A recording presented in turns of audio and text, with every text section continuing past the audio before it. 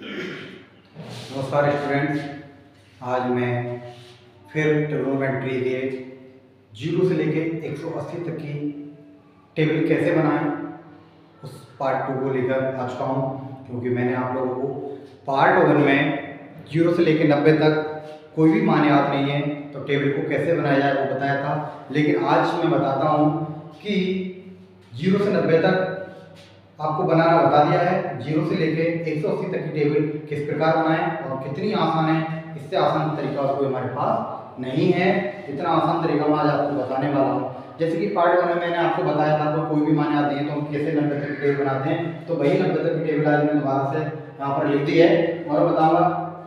Sign के मान मैंने लिख दिए 0, ये सारी चीज़ आप देख पा रहे होंगे। लेकिन आगे के मान कैसे लिखते हैं, है ना।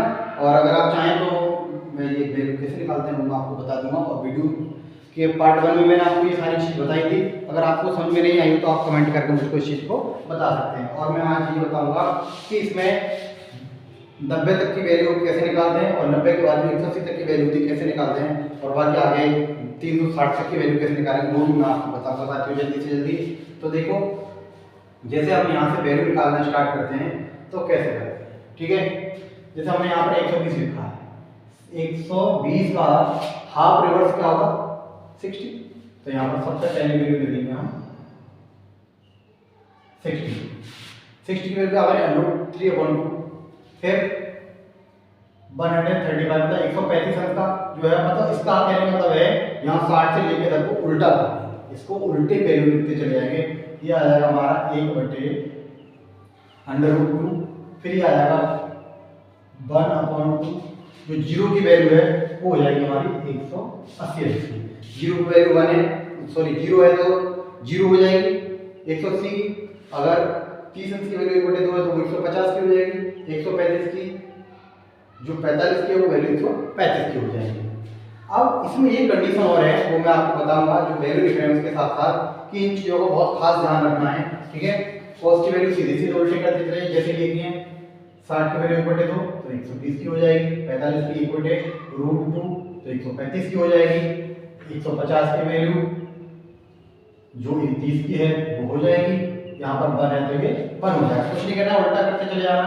जैसे कि यहाँ पर √3 1/√3 और 0, फिर यहाँ से आ जाएंगे 1/√3 1√3 और अनंत आप यहाँ से, ठीक है।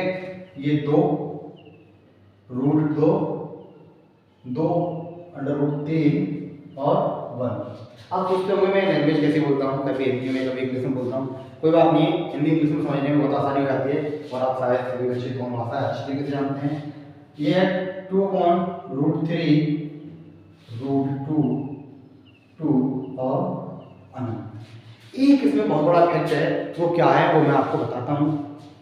कि जब हम ये 180 तक की टेबल बनाते हैं तो इसकी कुछ वैल्यूज माइनस में आती हैं, तो सीखते हैं कौन कौन सी वैल्यू माइनस में आती हैं। सिर्फ एक चीज ध्यान रखना है, साइन और कोसेक इनकी वैल्यू सब प्लस में होंगी और बाकी कॉस टेन कॉट सेक इन सभी की वैल्यू नेगेटिव में होंगी।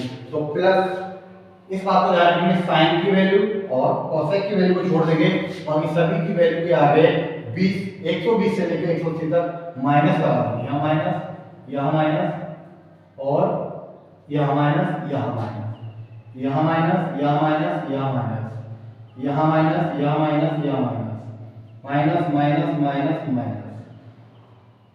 Minus minus minus. इन चीजों का हम ध्यान रखेंगे। सिर्फ साइन और कोसेक की वैल्यू ही पॉजिटिव की होती हैं 120 से लेकर 180 तक, बाकी सभी की वैल्यू माइनस की होती हैं। सिर्फ साइन और कोसेक की वैल्यू प्लस की होती हैं। तो मैं आशा करता हूँ देखने वाले सभी छात्रों को मेरी वीडियो पसंद आई होगी।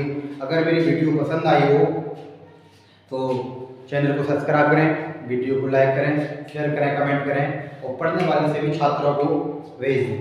धन्यवाद।